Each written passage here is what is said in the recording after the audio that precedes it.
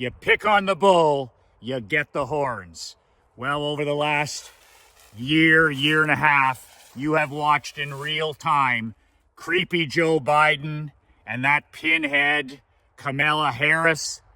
They picked on the wrong badass billionaire, and that bull gave them the horns. Michael McLean, brassballsvideos.com. I'm an ex-professional hockey coach, ex-amateur championship hockey coach, turned 8-figure entrepreneur. You can download a free copy of my brand new book, 5 Ways to Unfuck Your Life in the Next 30 Days. It's my free gift to you. It's a 22-page PDF. You can download it and read it in 15 to 20 minutes. Just a word of warning about my new book for you snowflakes and poodles out there. I wrote this book for champions, not for chumps, for winners, not for whiners. This book is not every entrepreneur's cup of whiskey. Don't say you weren't warned. So, it all started, if you had asked the Thomas Edison of our time, the P.T. Barnum of our generation, the greatest entrepreneur, Elon Musk.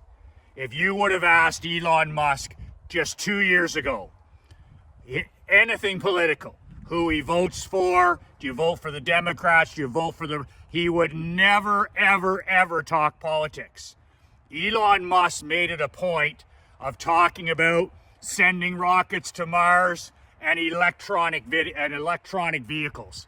He had no interest in revealing any of his political viewpoints. That was 2-3 years ago. But what happened when creepy Joe Biden was elected to President of the United States? Creepy Joe, like all Democrats and socialists and liberals, said, you know what? We're anti-achievement. We're anti-capitalism. We believe in collectivism. We believe in punishing winning. We believe that it should be a fair game for everybody at the expense of the champions and the winners in society. So one of our targets is going to be this guy, Elon Musk. Who the fuck does he think he is? You know, embarrassing NASA. You know, we can't build what he does. We can't launch rockets. We can't go to Mars. Who does this guy think he is? We're not able to design electric vehicles that work. So who does this guy think he is? Does he think he's the next Thomas Edison? Does he think that he's the next P.T. Barnum? Does he think that he's the greatest entrepreneur of this generation? How dare he? He needs to be put in his place. He needs to be punished for his oversized dreams. That's how Democrats think. That's how socialists think. And that's how liberals think in Canada. Punish greatness. Punish greatness. So over the last 2 to 3 years, they did exactly that. Creepy Joe's government did everything they could to interfere with Elon Musk, to put him in his place and to tear him down. That's the socialist way. So Elon Musk tried to go about his business. He tried, to continue with his SpaceX program, which basically has absolutely humiliated the government. They couldn't do a percentage of what he's done. And then he, of course, creates the first electric vehicles, and they punish him for that. Any chance they got to regulate him, to red tape him, to audit him, to dig up anything they could to frustrate him, to make him want to quit, they did it. They literally, it's like pouring glue into the engine of a car or a truck. That's what Creepy Joe and his henchmen and henchwomen did. Let's pour glue instead of fuel. Let's do everything we can to dissuade this guy and put him back in his place. So they audited him every year. They checked his taxes. They looked for anything they could to knock him down. And then, of course, 2 years ago, when Biden, Creepy Joe, was putting together a group of all the electric car makers in the world, who was the one company and person he didn't invite? Can you imagine being the president of the free world, the most important, the most powerful person in the world, in America as well, and you don't invite one company, the number one electric car company in the world, you don't invite that person or his company to a summit for electric car company owners? Just think about that. So in other words, the ultimate fuck you. We don't like you. We don't want you there. We don't like anything about you, and we want to punish you. We want to punish you for thinking so big. We want to punish you for being an entrepreneur, and we want to punish you for thinking you're the today's Thomas Edison. So this is how the worst and most unpopular president in American history operated. You know, up until Creepy Joe was in the White House, Jimmy Carter, as my dad confirms, was the most unsuccessful. He was the worst president. Same deal with the double-digit interest rates, the double digits inflation, open borders, defund the military. And on top of that, Carter was one of these guys, weak, sitting there telling Americans to turn down their furnaces and put on a sweater. You don't tell great Americans to turn down their thermostat and put on a sweater. So Jimmy, up to this point, was the weakest leader the greatest country in the world ever had. But here's the thing. Creepy Joe now wears that crown. The weakest, the most incompetent, and by far the most unpopular president in history. And the thing about Jimmy Carter is Carter was a nice man. Jimmy Carter is, by all accounts, a good human being. He's not a leader. He's a people pleaser. But with Joe Biden, he's a horrible human being. He's a lifetime politician, corrupt and evil to the core. He is an awful person. He's an awful person. So it's nice that he can wear that crown now. Literally the worst and most unpopular president in the history of the United States. So not surprising that he attacked the number one capitalist in the world. But here's the thing. Be careful who you make a foe. And sometimes when you antagonize the grizzly bear or you antagonize the lion, it'll take a little bit, but then they'll tear the fucking shit out of you. That's how the king of the jungle, the lion, operates. You know, he'll lie there and all of a sudden the cubs will start messing with him, stop biting him, start messing with him.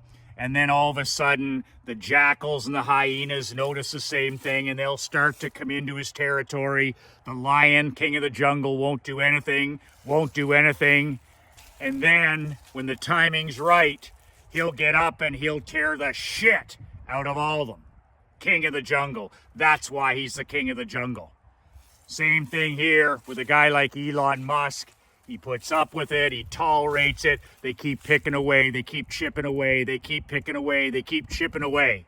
And then finally, he notices that free speech is being eroded in America. And he says, there's no free speech on any of these tomato can platforms, whether it's this one, whether it's, Twitter, whether it's Facebook, whether it's Instagram, whatever it is, free speech is being censored. And he decides, you know what? I'm going to buy Twitter. And he goes on Twitter and he buys Twitter and he sees the mess, the woke progressive mess that was. It's not a platform for free speech. It's a platform for social justice warriors. So he fires almost all the employees, never to be replaced again. Useless tomato cans.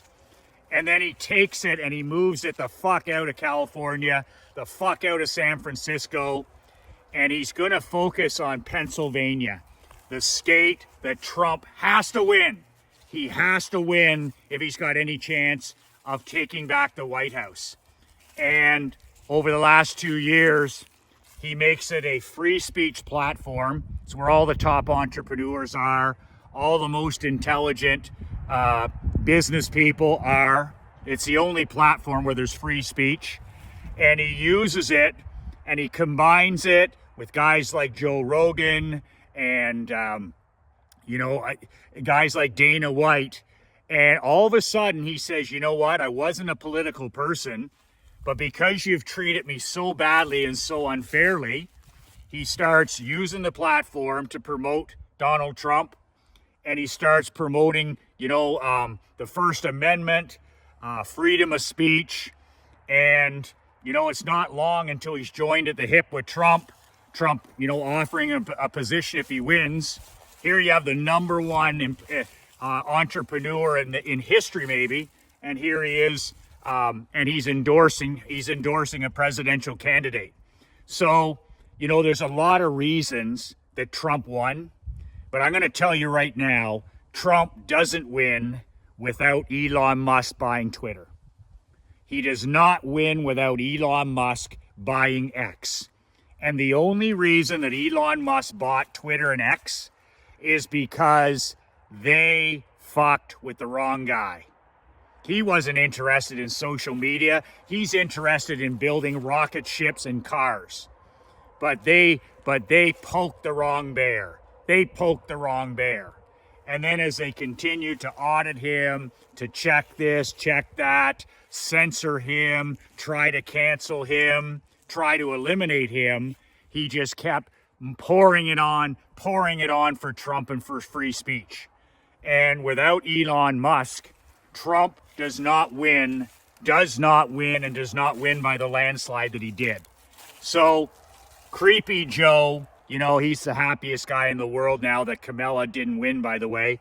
Are you kidding me? He hates her. And he was so happy that Trump wiped the floor with her. But I'm telling you right now, if Biden did want to win, and if Kamala ever had a chance, which she didn't, they absolutely sabotaged any chance when, over the previous term, they attacked Elon Musk. He was just a guy. He wasn't a political guy. He wasn't a controversial guy in terms of politics. He didn't share his political bent. He was just a guy that wanted to do great things. He wanted to build rocket ships and he wanted to build electric vehicles, and he was willing to work, his fingers to the bone to do it. And they just kept poking the bear. They kept antagonizing the lion, and they kept fucking with the bull. And eventually, over the last year and a half, the bull decided to give him the horns. And when Trump won a couple weeks ago, man, oh man, the happiest guy over there celebrating, of course, was Elon Musk, the greatest entrepreneur of our time. So the lesson, like my grandfather said, is not all enemies are, we're all going to have enemies. We're all going to have people we don't necessarily get along with. But boy, oh boy, keep your friends close and keep your enemies closer. And Creepy Joe and Kamala, they didn't have the strategy. They didn't have the intelligence. They didn't have the leadership even to get that right. And as a result, there's nobody more responsible for the change in leadership that's coming in America than the great Elon Musk. Be very, very careful who you make an enemy in this world, because sometimes when you screw with the bull, you're going to get the horns. Remember what my 91-year-old dad says almost every day: the best is yet to come. And remember what Coach Jim Harbaugh always says to his Chargers football team after a big win: who has it better than us? Nobody. In Canada, who has it better than us? Nobody. In America, who has it better than us? Nobody. Who has it better than you and me? Nobody.